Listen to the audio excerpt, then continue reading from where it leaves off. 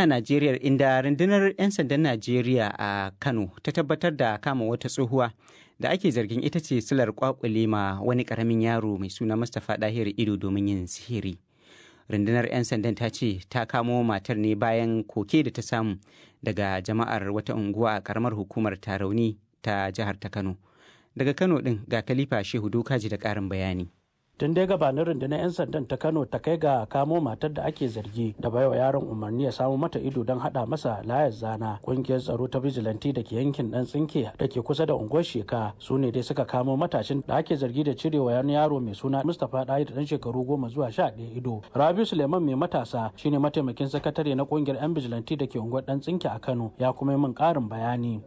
Kwanakin baya an kama wani yaro an kwakule masa ido guda daya wanda kuma wannan abin ya tada hankalin dukkanin mutanen unguwa musamman bijilan saboda mu ne muke aiki irin wannan kuma wajibi ne hankalin mu ya tashi. A binciken namu yaro ya tabbatar mana da cewa shi ne ya janyo ya kira yaron da aka yi kwakule wannan ido sannan kuma ya hada shi da wani bafulatani suka tafi amma dai shi ba a gabansa aka yi ba to mu kuma sai muka ga ya kamata mu mutu. Yanzu yana police station din Sheka wanda su ne kuma za su ci gaba da bincike ba mu san kuma mai binciken su zai ba su sai yake nuna wa yaro cewar ai yana so ne ya ba da kudin ai mai laya bata kuma yana tunanin ya samu wuka ya je ya kwakuli idan wani. Dahiru Ahmad shine mahaifin Mustapha da ake zargi matashin ya cire wa ido ya bayyana min halin da dan nasa yake ciki. To ina hali na wahala da ko da ke an je asibiti. To ya me same shi? Wani bata gari ne kwakule masa ido. To lokacin da ka samu wannan labari wani irin hali ka shiga? Na kaɗu matuƙa da gaske. Na kaɗu matuƙa iya kaɗuwa na kaɗu. To me zo maka rai? Wallahi rai ya ɓaci ƙwarai da gaske.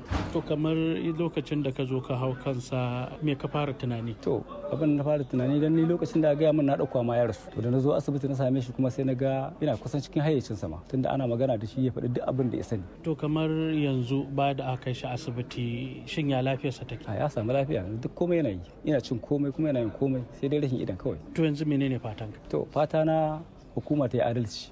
SP Abdullahi Kyawa shine kakakin 'yan sanda a Kano ya tabbatar da faruwar lamarin ya kuma ja hankulan al'umma da su dinga sanya idanu kan abubuwan da ke faruwa a kewayensu don kauce afkuwar irin wannan lamari. An tsinci wani yaro almajiri dan kimanin shekaru 12 yana kuka akan cewa an sa wuka an cire masa wato ido wanda Allah ya bamu nasara wato jiya ranar 29 ga wannan wata uku na shekarar 2022 aka kai ga nasarar kama matashin da ake zargin shine ya kama wannan yaro wato ya ɗaure shi sannan kuma ya yanke masa idan nasa wanda an same shi ne da taimakon 'yan kwamiti na unguwa. Yanzu haka dai bayan kama shi ya bamu bayanai da dama shine ya ɗauki wannan almajiri ya fita da shi ya ɗaure shi ya sa wuka ya yanka idan wanda ya ce akwai wadda ta sa shi ya je ya ɗauko wai za ta masa asiri to ita ma yanzu haka dai tana hannun 'yan sanda. Ko a makon da ya gabata sai da aka samu wani matashi da ya tura 'yar uwarsa cikin rijiya a yayin wata takaddama da ta kaure tsakaninsu. Lamarin kuma ya faru ne a yankin karamar hukumar Rimin Gada a Kano.